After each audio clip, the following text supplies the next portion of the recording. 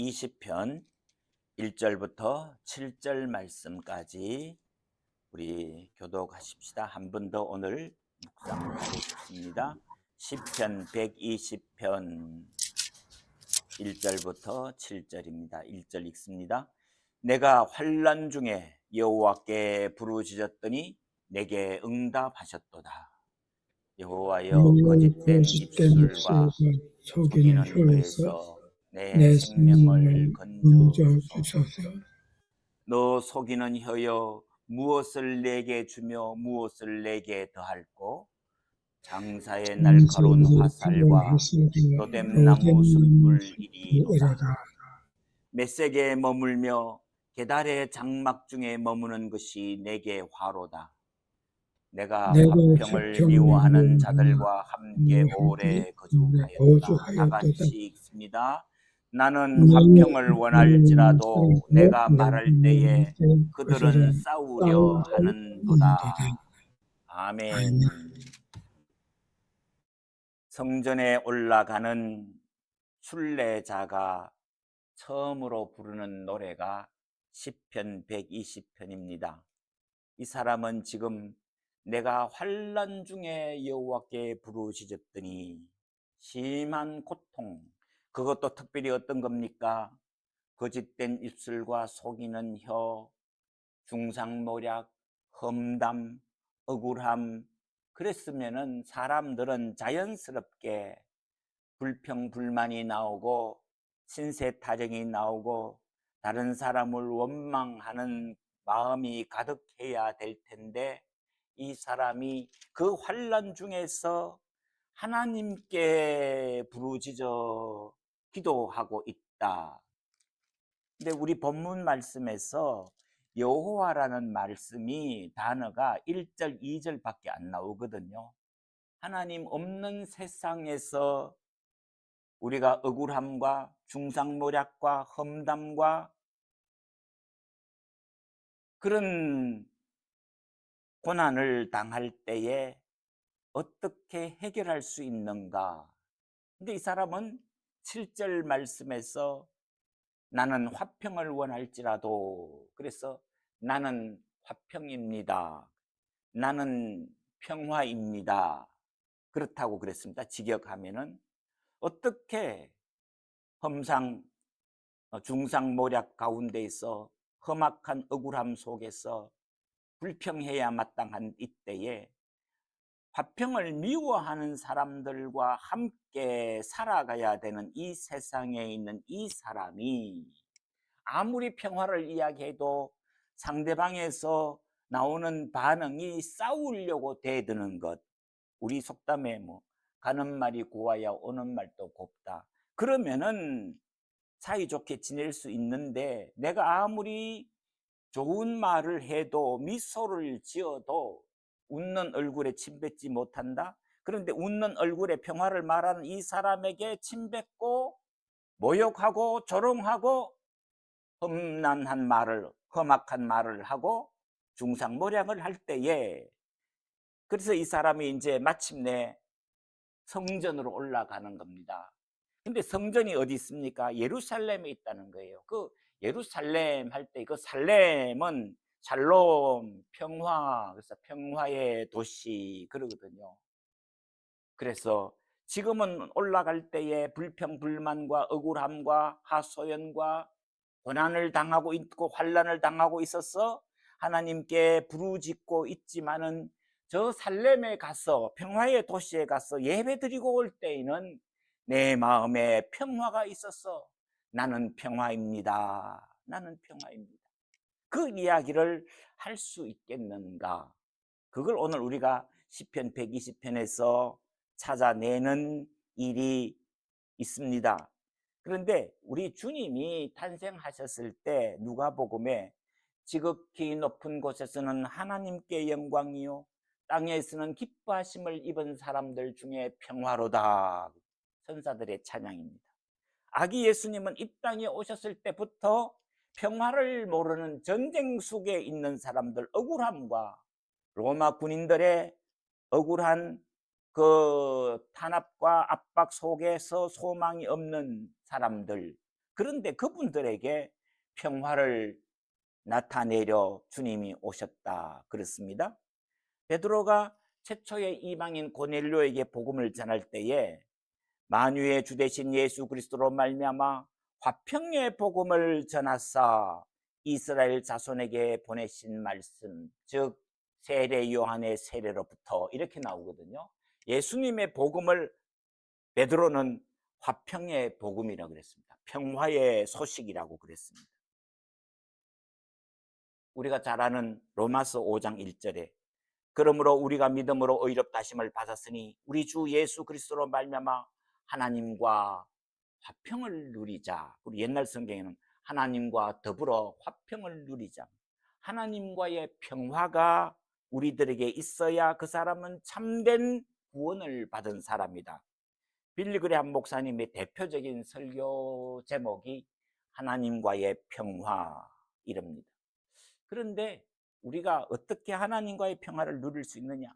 눈에 보이는 사람들과도 평화롭게 지낼 수 없는데 내 마음 나도 몰랐어. 내 마음 속에서도 온갖 고난과 시련과 억울함과 어려움과 걱정 근심이 넘쳐나는데 어떻게 하나님과 더불어 평화를 누릴 수 있느냐? 예수님이 소금에 관한 비유를 많이 하셨을 때에 너희 속에 소금을 두고 서로 화목하라. 예수님 그 말씀은 소금 채소 위에 소금을 치면은 그 배추가 다 죽잖아요.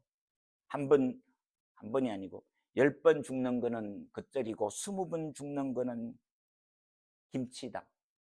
완전히 죽어야, 그리고 숙성돼야 그 김치의 맛이 나오는데 그 김치도 더 숙성을 시키면 묵은지가 돼서 진짜 김치의 맛이 나올 수 있는데, 그런데 문제는 우리가 어떻게 험악한 사람들과 속고 속이는 이 세상에서 평화를 누릴 수 있겠는가? 사도 바울도 로마서 12장에서 이제 성도의 삶이 어떠해야 되는 것을 가르쳐 주면서 하시는 말씀이 할 수 있거든. 너희로서는 모든 사람과 더불어 화목하라. 그렇게 말씀하셨거든요. 그러니까 바울도 우리에게 도저히 화목하지 못하는 사람도 있다는 것을 아마 전제하고 그런 것 가지고 고민하지 말아라. 아마 그런 뜻으로 볼 수 있거든요. 할 수 있거든. 너희로서는 모든 사람과 더불어 화목하라. 사도 요한도 요한 1서에서 어떤 사람은 사망에 이르는 죄가 있는데 어떤 사람들에게는 그 복음을 사망에 이르지 아니한 사람들에게 복음을 전해라. 사랑을 나누어라. 그런 말씀이 있거든요. 우리는 증거할 뿐이고 하나님이 그 심령을 붙드셔야 그 말이 성취가 될 수 있다. 그런 말씀으로 저는 봤습니다. 그래서 바울이 드디어 로마서 14장에 가서는 이제 먹는 문제, 연약한 형제들 비판하지 말아라. 그런 이야기를 하면서 하나님의 나라는 먹는 것과 마시는 것이 아니요 오직 성령 안에서 의와 평강과 희락이라. 의와 공의와 정의와 평강과 평화와 희락이 하나님의 나라의 가장 핵심적인 요소이다. 그러므로 우리가 화평의 일과 서로 덕을 세우는 일을 힘쓴다. 그것이 성도가 힘써야 될 일이다. 그래서 결론적으로 예수님이 그런 말씀하셨습니다. 산상복음 마태복음 5장 9절에서 화평하게 하는 자는 복이 있나니, 피스메이커, 화평하게 하는 자는 복이 있나니 그들이 하나님의 아들이라 일컬음을 받을 것이며. 하나님을 믿는 사람과 세상의 사람이 무슨 차이가 있느냐? 피스메이커냐 트러블 메이커냐.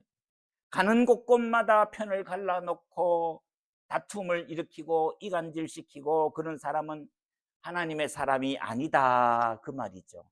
그런데 불협화음이 있고 이간 나누어져 있고 미움이 있고 상처가 있고 절망이 있는 곳에 평화가 있다면은 그는 하나님의 사람입니다.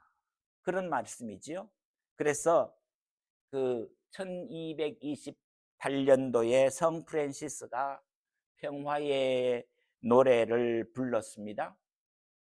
우리 찬송가에도 69장 온 천하 만물 이르러 내가 주를 찬양하는데 거기에 13가지가 쭉 나오는 거거든요. 2년만 더 있으면 800년 됐어요. 800년 됐는 동안에도 그 평화의 노래를 부르는데 지금도 이 세상에는 평화보다는 전쟁과 험담과 싸움과 갈등과 그게 인간 세상이라는 거예요. 우리가 잘 알고 또 은혜 받는 노래이지만 한번 제가 읽어보겠습니다. 주님, 저를 평화의 도구로 삼으소서. 미움이 있는 곳에 사랑을 심게 하시고 상처가 있는 곳에 용서를, 의심이 있는 곳에 믿음을, 절망이 있는 곳에 희망을, 어둠이 있는 곳에 빛을, 슬픔이 있는 곳에 기쁨을 심게 하소서. 오 거룩하신 주님, 위로받기보다는 위로하고 이해받기보다는 이해하며 사랑받기보다는 사랑하게 하소서. 주는 것으로 우리가 받고 용서함으로써 우리가 용서받으며 죽음으로써 영원한 생명으로 태어나기 때문입니다. 아멘.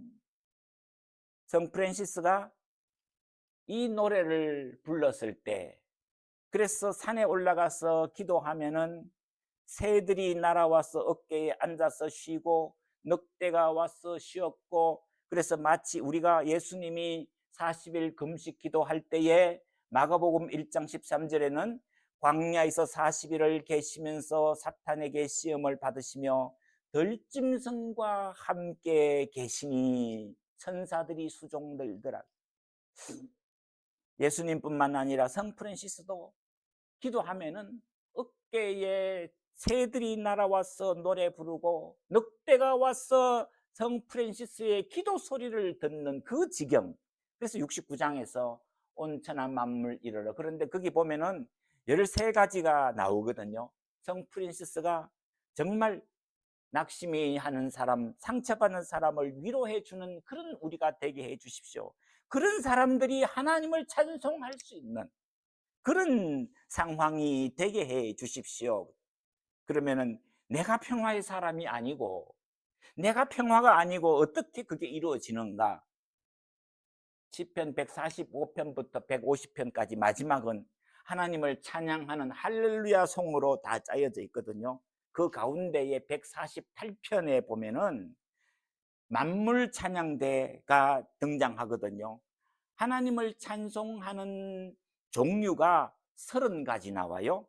모든 천사, 모든 군대, 해, 달, 별, 하늘, 하늘 위에 물, 용, 바다, 땅, 불, 우박, 눈, 안개, 광풍, 산, 과수, 백향목, 짐승, 가축, 기는 것, 나는 새, 임금들, 백성들, 고관, 재판관들,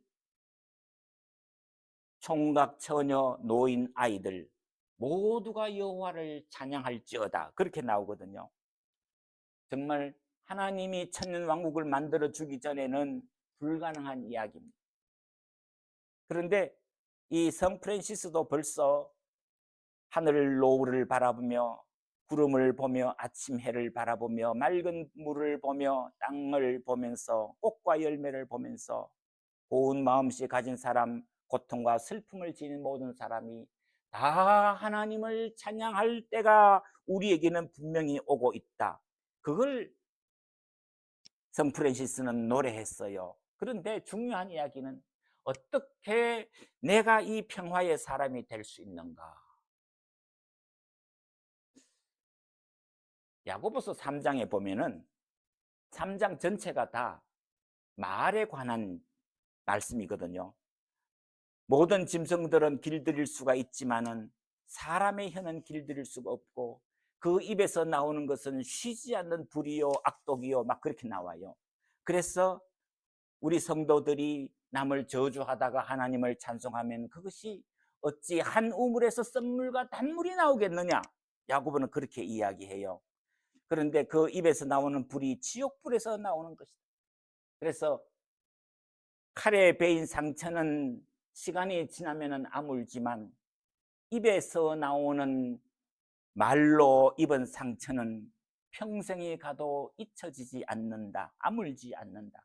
그 리오 왕, 그 셰익스피어가 했는 말이거든요. 자녀가 부모를 배신해서 악독을 행하는 이런 것이 죄의 본성이라는 거예요. 그래서 야고보 사도는 오직 위로부터 난 지혜는 첫째 성결하고 다음에 화평하고 관용하고 양순하며 긍휼과 선한 열매가 가득하고 편견과 거짓이 없나니 화평하게 하는 자들은 화평으로 심어 의의 열매를 거두느니라. 마치 갈라디아 5장 22절에서 오직 성령 열매는 사랑과 희락과 화평과 오래 참음과 자비와 양성과 충성과 온유와 절제니, 그때하고 똑같은 괴거든요. 사랑과 희락과 화평과, 그러면서 쭉 나온단 말이에요. 우리가 예수 믿으면은, 예수를 적어도 평생을 믿으면은, 몇십 년을 믿으면은 이 성령의 열매가 우리의 품성을 변화시켜서 나타나 주어야 된다. 우리가 그렇게 생각해 보면서 오늘 본문을 보면은 이 사람이 악한 세상 속에서 속고 속이는 죄악 세상에서 어떻게 나는 화평입니다 라고 고백할 수 있는가? 주님 앞에서. 근데 결론적으로 잠언서가 지혜로운 사람에 대해서 말씀하고 있거든요. 그 잠언서 31장까지를 세 가지로 요약할 수 있습니다. 첫 번째, 지혜로운 사람은 그 성품이 어떠하다. 순결하고 교훈을 좋아하고 사람들에게 관대하고 겸손하고 쭉 이야기를 해요. 두 번째, 구체적으로 인간관계, 거기에 부부간의 관계, 아내에게 어떻게, 자녀에게 어떻게, 그런 이웃 동네 사람들과 함께 어떻게 평화의 관계를 누릴 수 있느냐. 그런데 잠언서가 3분의 1은 뒤로 넘어가면은 거의 다가 말에 관한 단어 용어죠. 지혜로운 자는 같이 화내지 않는다. 뭐 이런 말씀. 때에 맞는 말이 얼마나 아름다운고 마치 언쟁반의 금사과와 같으니라. 뭐 이런 말씀. 전부 다 거기 말에 관한 교훈이란 말이에요. 그런데 그 말이 노력해서, 물론 뭐 안 하는 것보다는 낫겠죠. 연습해서 아니에요. 하나님을 숨기는 사람, 그 속 사람이 변화되어야. 그래서 4장 23절 잠언서의 요절이죠. 무릇 지킬 만한 것보다도 내 마음을 지키라. 생명의 권능이 이에서 나옵니다. 그래서 우리 마음을 하나님의 말씀 앞에 내려놓고 회개하고 돌아보고 하나님을 찬송해야만이 내 몸에서 평화가 나와서 억울하고 힘들고 어려운 상황 속에서도 평화로운 말을 할 수가 있고 대화를 할 수가 있고, 화난 사람 앞에도 그 사람이 가면은 그 사람의 화가 풀리는 사람, 그 사람이 진짜 평화라는 거예요. 잠자는 사자를 깨우는 사람은 평화의 사람이 아니라는 거죠. 그런데 이게 어떻게 가능한가? 평화의 사람. 셰익스피어가 한 번에는 유명한 식당에를 갔답니다. 갔는데 그 식당의 청소부가 투들투들 하면서 중얼거리면서 마당 청소를 하고 있더래요. 그래서 형제여 어찌해서 그렇게 지금 저기압이냐고 물었더니만 그 사람이, 어떤 인간들은 팔자가 좋아서 여기에 하인까지 거느리고 와서 밥 먹고 가는데 나는 왜 이 식당 청소부가 되어 있느냐고. 그래서 셰익스피어가 그런 말 했대요. 형제여, 그대는 마당에 청소하는 사람이 아니라 하나님이 만드신 에덴 동산의 한 구석을 관리하고 있는 것이라고. 진짜인지 아닌지는 모르지만 하여튼 전설 같은 이야기예요. 그런데 하나님이 에덴 동산을 창설하셨을 때에 아름다운 정원 가든을 주신 것이 아니고 밀림을 주셨거든요. 거기에 그 밀림을 정원으로 가든으로 만드는 사명이 아담에게 주신 첫 번째 사명입니다. 2장 15절에 이 동산을 지키고 가꾸어라. 그래서 노동도 죄의 형벌이 아니고 하나님이 이미 우리에게 주신 하나님의 사명이거든요. 그것이 죄를 지음으로 피곤하고 고통으로 변해서 땀이 흘러야 밥을 먹을 수 있다는 그런 말씀이지 노동 자체가 죄가 아닙니다. 그래서 하나님은 밀림을 만드시고 아담은 에덴 동산을 가꾸는 겁니다. 그래서 우리가 뭐 밴쿠버에 있는 부처 가든 같은 데 이렇게 가보시고 그런데 가시면요, 아니면 여기 뭐 가까운데 헌팅턴 라이브러리에만 가도 그 정원에서 꽃과 나무와 선인장들을 수백 종류를 보면서 화내는 사람 없습니다. 하나님이 만드신 솜씨에 감격하며 감탄할 때에 우리가 하나님의 평화의 복음을 간접적으로나마 맛볼 수 있는 것이다. 그래서 사람들이 죄인이라서 그렇지요, 우리가 어떻게 하나님의 말씀 속에서 오늘 정말 시편 120편 7절에서 나는 평화를 원할지라도 나는 평화의 사람입니다. 시편 109편 4절에서도 나는 저들을 사랑하였으나 저들은 나를 미워하는도다. 나는 기도할 뿐이라. 그런데 그 기도할 뿐이라는 말씀도 직역하면은 나는 기도입니다. 나는 기도의 사람입니다라고 번역할 필요도 없거든요. 나는 기도입니다. I am a prayer. 사족 같지만요, 정말 어떻게 한숨과 억울함과 한탄과 눈물이 나오는 때에 기도할 수 있는 사람은 소망이 있는 사람입니다. 다툼과 억울함과 험담과 중상모략이 있는 곳에서도 나는 평화입니다를 고백할 수 있는 사람, 기도하는 사람입니다. 하나님, 우리들에게도 그런 은혜를 주셔서 프랜시스뿐만 아니라 오늘 우리들도 평화의 노래를 부를 수 있게 해 주십시오. 이 아침 우리 기도의 제목이 되기를 소원합니다. 하나님 아버지, 이 아침에 주께서 주시는 말씀, 환난 중에 부르짖었던 이 시인에게 성전 예배를 마치고 돌아갈 때에는 그 마음에 기쁨 가득 넘쳐서 나는 평화입니다. 하나님 감사합니다. 온 만물과 더불어서 하나님을 찬송합니다. 하나님, 오늘 또 우리가 아침에 떠오르는 해를 보면서 들판에 핀 꽃을 보면서 흘러가는 구름을 보면서 지나가는 남모르는 사람을 보면서도 이 평화의 복음을 나눌 수 있는 저희들 기도의 사람, 평화의 사람 되게 하여 주옵소서. 우리 구주 예수님 이름으로 기도하옵나이다. 아멘. 복된 토요일